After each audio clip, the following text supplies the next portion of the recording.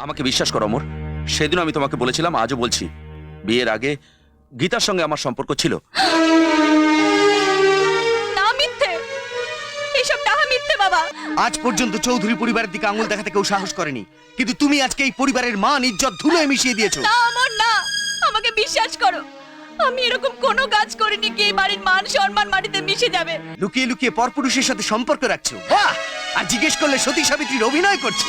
অমর, শোনো সীমা, আমি আজ ম্যাড্রাস যাচ্ছি, বিজনেসের কাজে, 6-7 দিনের জন্য। তোমাকেও আমার সাথে যেতে হবে, আমি তোমার টিকিট কেটে নিয়েছি।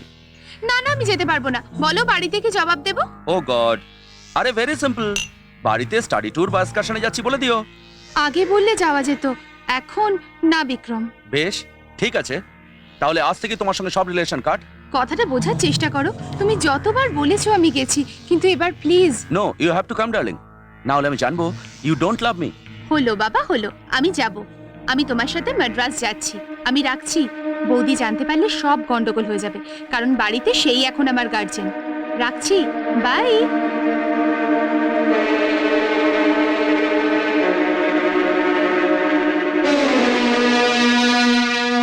এই শুনছো? ওঠো, দেখো বাড়িতে এখন কেউ নেই। সীমা বিক্রমের সঙ্গে ম্যাড্রাস চলে যাচ্ছে। এখন কি হবে? আমার কথা কেউ শুনবে না, কেউ মানবে না। তুমি ওদের আটকাও। এই ওঠো। আরে তুমি ঘুমোচ্ছ কেন? সীমা ম্যাড্রাস চলে যাচ্ছে, ওঠো।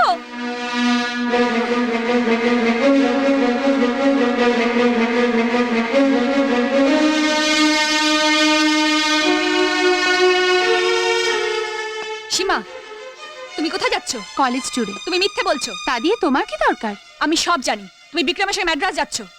আমি তোমাকে যেতে দেব না। তাই নাকি? তুমি বাধা দেবার কে? আমি তোমার বৌদি, বাবা মার অবর্তমানে আমি তোমার গার্জেন। এই বাড়ির মান সম্মান আমি ধুলোয় মিশতে দেব না। বিক্রমের মতো একটা চরিত্রহীন লোকের সঙ্গে আমি তোমায় কখনোই যেতে দেব না। আমি যাব না। সীমা, তুমি যেতে পারবে না। পথ ছাড়ো। না না, তুমি যাবে না। না সীমা, তুমি যাবে না। ছেড়ে দাও ওকে। সীমা যাবে, আলবাত যাবে, আর আমি দেখবো ওকে কে আটকায়। এসো সীমা। না, ও যাবে না। ও যাবে। না, যাবে না। সীমা, তুমি এসো যাবে সীমা। না। সীমা চলে এসো। বৌমা, কি হয়েছে বৌমা? না, কিছু নয়। সীমা, তুমি যেও না। হ্যাঁ, চলো সীমা। এই, যা এখান থেকে, যা বলছি। আয় হাট, যা।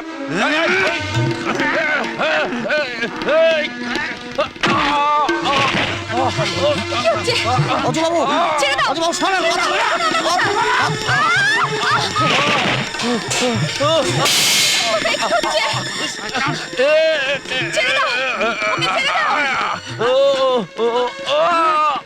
কথা শোনো, ওকে ছেড়ে দাও। অজু বাবু শোনেন, ওরা ছেড়ে দেন, ওরা ছেড়ে দেন। অজু বাবু, শোনেন কথা শোনেন। ছাড় বলছি। অজু বাবু, ছেড়ে দাও। কথা শোনেন, সর্বনাশের কাণ্ড হয়ে যাবে। অজু বাবু, ছেড়ে দেন। ধরো ওকে। দাদা, ছাড়। দাদা ছাড়ো, দাদা ছাড়ো, ছাড়ো, ছাড়ো। রামু কাকা, উপরে নিয়ে যাও, উপরে নিয়ে যাও, যাও। চলো, চলো, চলো, চলো, চলো, উপরে চলো। মারা করছো আমাকে। চলো, চলো, যাও। যাও। চলো, উপরে চলো, উপরে চলো। আসো, আসো, আসো। তুমি কে? আমি বিক্রম, বিক্রম চক্রবর্তী। বাবা, ইনি হচ্ছেন আমার বন্ধু। হ্যাঁ, অমরের বন্ধু? হ্যাঁ। অমরের অনুপস্থিতি তুমি এই বাড়িতে এসছো কেন? আর অজয় তোমাকে মানে মানে মানে মানে শুনতে চাই না। মানে কেন মানে এসছো? মানে গীতা আমাকে ডেকেছিল। না বাবা, না, ও মিথ্যে কথা বলছে। ও মিথ্যে কথা বলছে বাবা। দেখো, মিথ্যে বলবে না। সত্যি কথা বার করতে আমার বেশি সময় লাগবে না, কারণ তোমার কথার উপর এবারের মান সম্মান সব জড়িয়ে আছে। দেখুন, আমি বলছি, বিক্রম, সত্যি কথা বলো। আমাকে বিশ্বাস করো অমর, সেদিন আমি তোমাকে বলেছিলাম, আজও বলছি, বিয়ের আগে গীতার সঙ্গে আমার সম্পর্ক ছিল। না, মিথ্যে, এইসব ডাহা মিথ্যে বাবা। না, আমি মিথ্যে বলছি না। দেখুন না, বাড়িতে কেউ ছিল না বলেও আমাকে ডেকেছিল। আমি ওর সাথে কথা বলার সময় অজয়বাবু দেখে ফেলে, আর তাই আমাকে মারতে থাকে। না বাবা, এই ওর মন করা কথা। আমার ওর সঙ্গে আদৌ কোনো সম্পর্ক ছিল না, আজও নেই। আমায় বিশ্বাস করুন বাবা, ও মিথ্যে বলছে। ও যদি মিথ্যে কথা বলে তাহলে সত্যিটা কি? সেই কথা জিজ্ঞেস করো অমর, সেই কথা জিজ্ঞেস করো। তা না হলে আমার দরকার কি ছিল এখানে আসবার? আর তাছাড়া আমি কি করে জানবো আপনারা কেউ বাড়িতে নেই? বিক্রম, তুমি আসতে পারো। আমি তাহলে আসি আঙ্কেল। আপনাদের পরিবারের ব্যাপারে আপনারাই বুঝবেন, আমার এর মধ্যে থাকার কি দরকার? Bye Amar, bye. না, ও মিথ্যে বলছে, ও ভাবলেন আপনার ঘরের বউ? থাক, আজ পর্যন্ত চৌধুরী পরিবারের দিকে আঙুল দেখাতে কেউ সাহস করেনি, কিন্তু তুমি আজকে এই পরিবারের মান ইজ্জত ধুলোয় মিশিয়ে দিয়েছো। না অমর না, আমাকে বিশ্বাস করো, আমি এরকম কোনো কাজ করিনি কি এই বাড়ির মান সম্মান মাটিতে মিশে যাবে। আমি বিক্রমকে ডাকিনি, কি সে আমার সঙ্গে দেখা করতেও আসেনি। বিক্রম যদি তোমার সাথে দেখা করতে না এসে থাকে তবে কার সাথে দেখা করতে এসেছিল?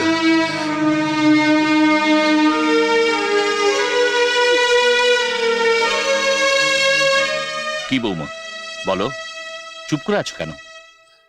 বাবা, আপনাকে অনুরোধ, বিক্রম কার সঙ্গে দেখা করতে এসেছিল সে কথা বলতে পারবো না।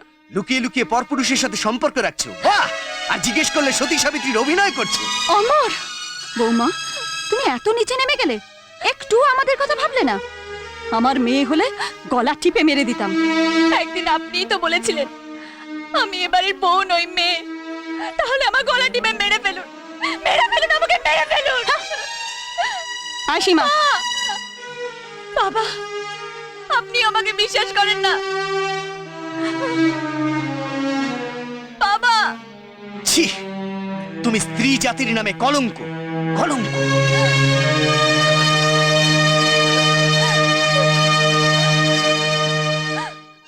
না বৌমা, আমি যাচ্ছি, সব সত্যি কথা বলে দেবো। না রামু কাকা, তুমি আমাকে কথা দিয়েছিলে না? তাই বলে বৌমা, এই বাড়ির মান সম্মানের জন্য আমি সব অপমান সহ্য করতে রাজি। বৌমা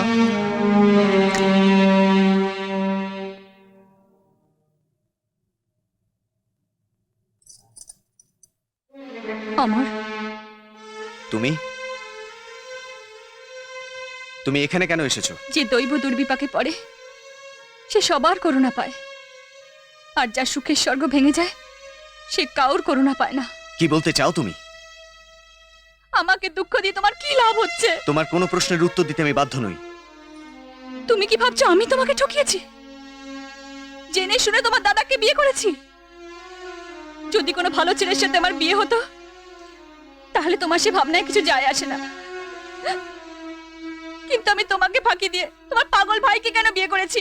সে কৈফিয়তে আমার দরকার নেই। তোমার দরকার না থাকতে পারে, কিন্তু আমার আছে, আর তোমাকে শুনতে হবে। তুমি বোধহয় জানো না কোন পরিস্থিতিতে পড়ে আমি এই বাড়ির বউ হয়ে এসেছি। বিয়ের আগে বাবা আমাকে বললেন শ্রীকৃষ্ণ চৌধুরীর ছেলের সাথে তোর বিয়ে ঠিক হয়েছে। আমি ভাবলাম তোমার সাথে আমার বিয়ে ঠিক হয়েছে। বিয়ের পিড়িতে আমি জানলাম ভাগ্যবিধাতা আমার সাথে পরিহাস করেছে।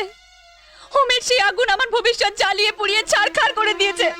বলো, এর জন্য কি আমি দায়ী? আমি জেনে শুনে তোমার প্রেমের অমর্যাদা করেছি। বাহ, চমৎকার কাহিনী। শুধু তুমি না, তোমাদের মতো স্ত্রীরা খুব সুন্দর কাহিনী তৈরি করতে পারে। কি বললে? আমি কাহিনী তৈরি করছি? আমি জানি তুমি আমাকে ভীষণ ঘৃণা করো, সেই জন্য আমার সব কথা তোমার মন গড়া কাহিনী বলে ভাবছো। ঠিক আছে, তুমি আমাকে বৌদির সম্মান না দিতে পারো, কিন্তু কলঙ্কিনী বলে আমার মৃত্যুর দিকে ঠেলে দিও না।